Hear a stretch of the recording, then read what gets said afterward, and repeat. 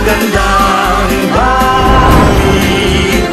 magandang balita, magandang balita sa'yo.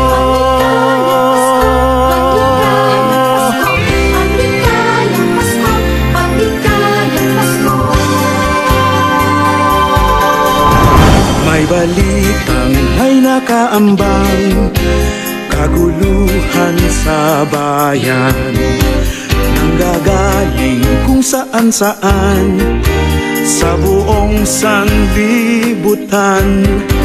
Sakuna at sakit ay laganap, kahirapan ay lumalala.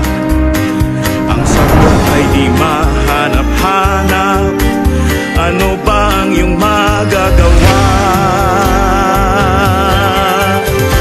Ang pag-asa ay sumainyo, yan ang diwang tunay ng Pasko. Sa hamak na sabsaban, si Kristo'y isinila.